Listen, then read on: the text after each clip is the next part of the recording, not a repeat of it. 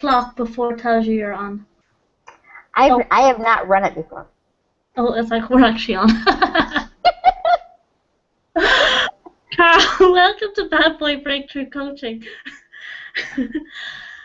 I'm delighted you're here with us today because you are such an inspiration on how the importance of being positive and how that affects your life.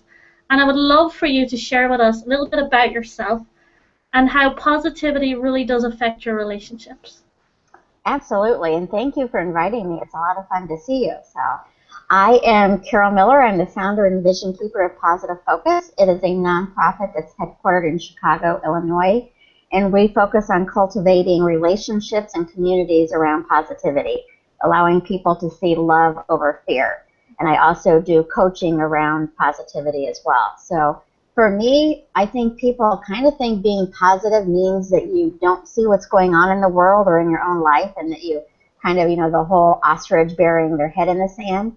And it has nothing to do with that at all, but it is about finding the gems in the challenges and celebrating more when things are going well and being gentle when we're having challenges, knowing that it's helping us evolve into who we want to be as well.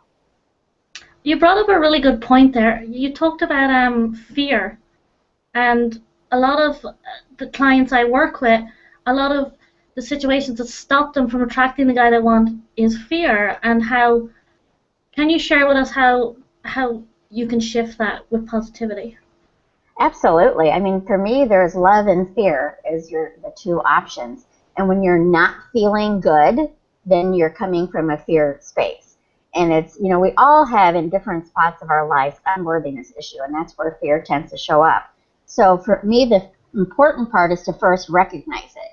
It's so easy when we think something bad or say something bad or do something bad, we beat ourselves up over it, but that keeps you stuck in it. So recognize like, oh, I'm not feeling my best. I'm kind of afraid about something.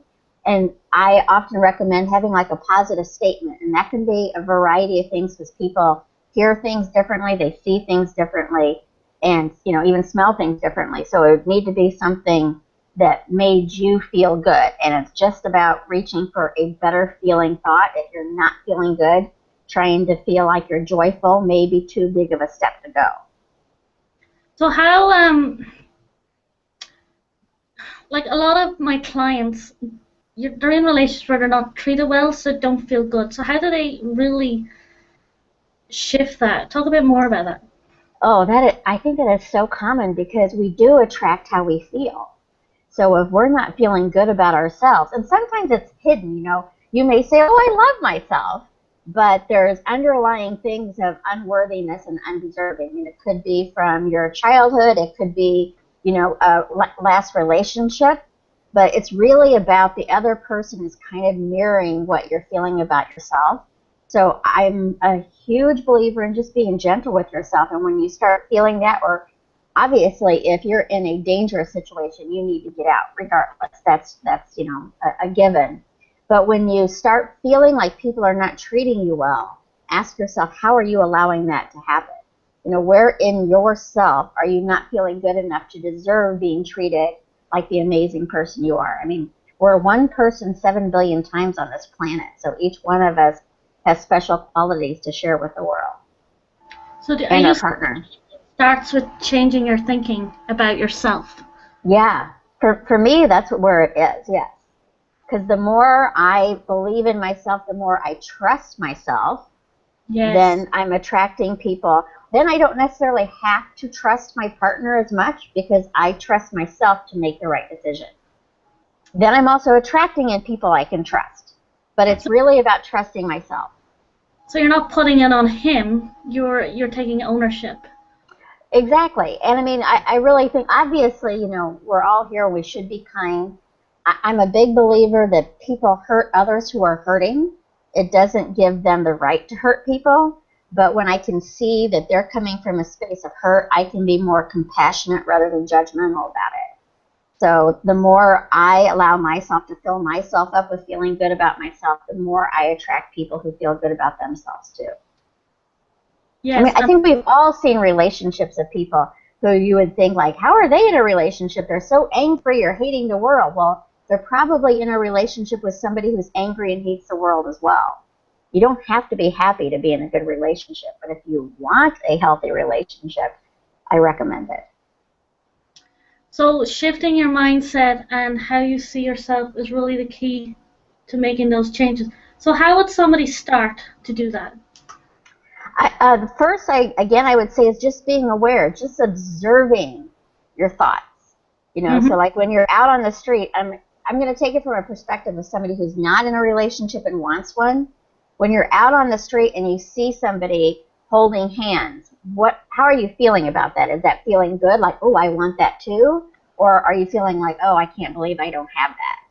So it comes from a space of, so what you want, focus on what you want in a relationship and not necessarily the person. Focus on, I want to feel good, I want to feel supported, I want to feel safe, I want to feel joy, I want to feel love, I want to feel laughter.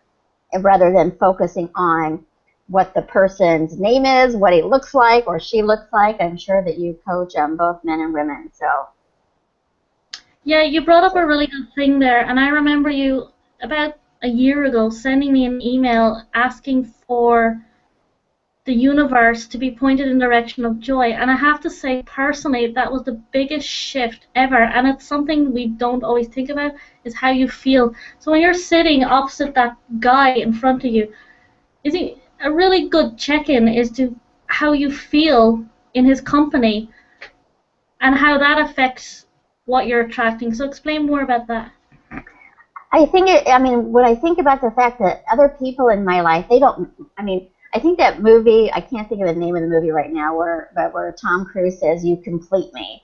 You know, we're all complete people as ourselves. So I think so many of us, we romanticize what a relationship is, and that person's going to fill me or fulfill me. And the more you're complete with yourself, the more you're going to attract a complete person. Relationships enhance my life. They don't make my life. And that's friendships as well. So I think when you're with people, to really pay attention to how it feels. Like I have friendships that don't feel as good, so I limit my time that I spend with them. I still love them, but I don't spend as much time with them as I do with the people who, you know, uplift me and allow me to feel my best, and I help them do that as well. So paying attention to how you feel, listening to that gut instinct that we often don't trust. I'm sure many of you have gone on a first date and thought, ooh, you know, but you try to be given the benefit of the doubt, and that's good too, but if you really feel like there's nowhere to go with that, then don't go. You brought up another thing there while you were speaking, and I want to bring it up, is your environment and the people you associate with. Talk a little bit more about, because a lot of us, you know, that are attracting these men that are, you know, not treating us well, and we're doing it over and over again, sometimes who we associate with keeps us locked into that situation. So how does somebody free themselves up from that in a positive manner? That is an excellent question. I want to take that in two ways. First of all, when we talk about that we attract men or women, whoever that we're trying to attract that does not treat us well, you always hear that people say, you know, there are no good men left or whatever. I personally think if you're attracting uncommitted men or uncommitted women, it's because you have your own fears of commitment. So rather than looking at your own stuff, it's easier to attract people that you can blame for it, you know. Yes. There's a lot of great people out there who aren't afraid of commitment and want to be in a relationship. Secondly, I'm a big believer in that there's not one way to anything. I'm not a believer in right or wrong or good or bad. So I'm going to take this from two perspectives. One is to really pay attention to your own energy. I'm a big fan of Wayne Dyer, and he has been doing this for decades. And he will leave a room if there's a lot of negativity in it. Now, A Course in Miracles will say you're in the room to heal the room. So it really depends on how far you are with staying positive. I can go into some rooms, and it's not like I'm in that room that's full of negativity shouting, come on, everybody, be happy. But I will hold my space for people to feel that energy. You know, we're all responsible for what we bring to the table. So if you feel like it's not a good space to be in, or you're at the lunchroom table talking over, you know, politics at work and gossiping about everybody. No, whatever you're talking about, you're creating more of it. So if you're talking about men not treating you well, or them leaving or not calling, or whatever things we're dealing with in dating. I mean, dating the word itself brings out a lot of fear for people. So, you know, look at it as an experience rather than, I think we tend to go into it as, is this the, you know, my lifelong dream sitting across from me? And just look at it as another experience to learn more about yourself, about other people, and enjoy it. Yeah, that's a good perspective, because I know a lot of my clients, you know, they sit with a guy and they're thinking, oh, this is the one, and it's coming from a place of sort of letting go of that and being more, I'm just out with another person, and take every day in the moment and being present and one step at a time, instead of putting all this energy into, oh, this is the one. So talk about, actually, I just brought up something there that I know you know a lot about as well, about being in the moment and how that affects positivity and affects who you're with. I think, I mean, being in the moment is so crucial, but it's so easy to want to plan ahead. I mean, how many times are you in a conversation with somebody and you're already thinking what you're going to say next, or what you're going to do with that person next? You know, you're really not in the moment experiencing that moment. Maybe you're on a good date and you're already thinking about, oh, I hope he asks me out again so we can do X, Y, Z, and you're not listening to what's going on in the moment. So really staying focused on enjoying where you're at right now. Again, I'm a believer in what you focus on, you create. So if you're focusing on creating a happy experience right now, you're going to create more happy experiences in the future. So how do we stop our mind? Because women, you know, we overthink and our head goes... No, we don't. I don't know what you're talking about. How do we help ourselves through that? Affirmations. And for affirmations, for me, it definitely needs to be believable. Sometimes I use the words, I'm in the process of believing in myself, or I'm in the process of trusting myself. Like, if you can say, I trust that I will always make the right decisions, and that feels good to you, that is a perfect affirmation. If you say that and you think, yeah, yesterday I just made a bad decision, I don't trust myself, then saying I'm in the process of trusting myself is a better way to go about an affirmation for you. And that it's really, again, about paying attention to how you feel, and being gentle with yourself. You know, and just keep reminding yourself that you are worthy of the life you want to live. Yes, you're worthy. Yes, yes, yes. So can you recap for us the main points you said there? Like the importance of liking ourselves, our thinking, living in the present moment. What else was?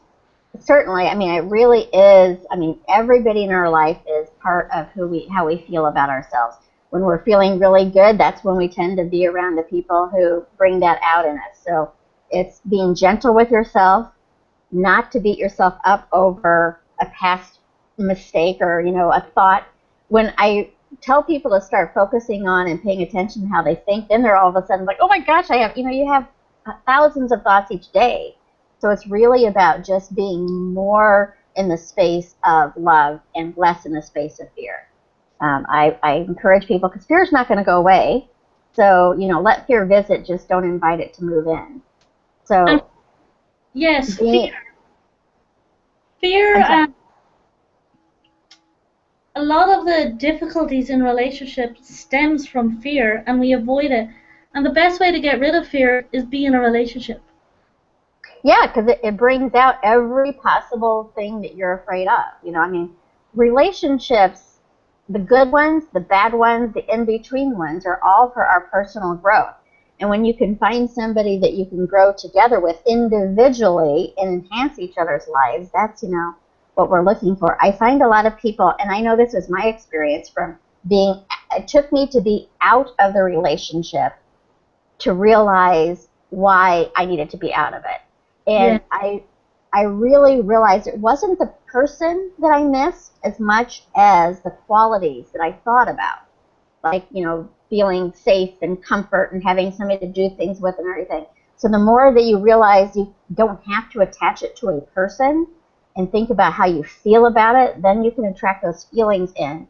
When we start putting names to it and saying, it has to be him, I know it's him, then, then you're coming from fear.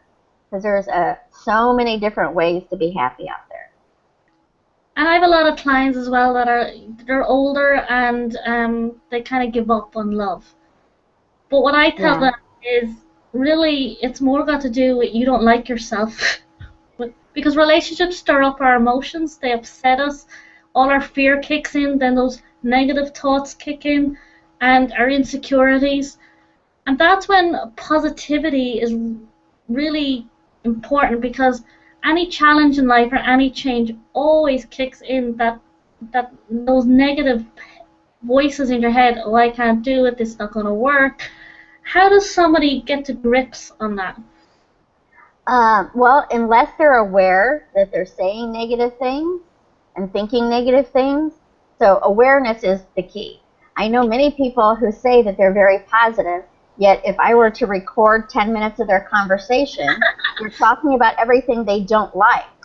They're not talking about everything they do like. So, that is not positive. It may be the way you think of it, but that's not being positive. So awareness is key.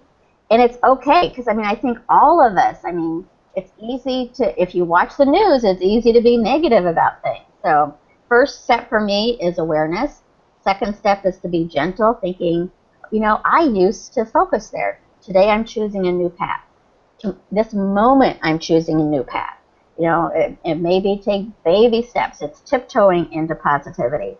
But it's also important, I really think so many people think being positive is being fake. Like you're ignoring challenges. And I've had many people say, well, you're so happy because your life's so easy. And I'm like, I promise you, I have challenges as well. I choose to focus on the good part of that challenge, or focus on knowing going through this challenge is going to bring me to the next phase of my life that I want to be in. I certainly have fear visit me as well. I just don't choose to live in it. I feel, positivity, when people start that misconception that if you're positive, your life will just be easy. Yeah. It's not. But somebody like yourself who commonly practice staying positive, as you say, you meet a lot of people who say they're positive, but when they actually listen to 10 minutes of their own conversation, they talk about what went wrong today, what they're happy about, and it's really shifting that 24/7. Yeah, what's wrong with their partner rather than talking about what's right with their partner. What's wrong with being single rather than talking about what's right with being single. What's wrong with dating rather than talking about the exciting parts of dating. And so it's really, again, it's about focusing, being aware of your self-talk, being aware of your thoughts, being aware of your actions. You may say you want a relationship, then every single action you do is stay away from me. I'm too scared to be in a relationship. So that's a really good point you've just brought up there. How they say they want to be something, but they act something different. Yeah.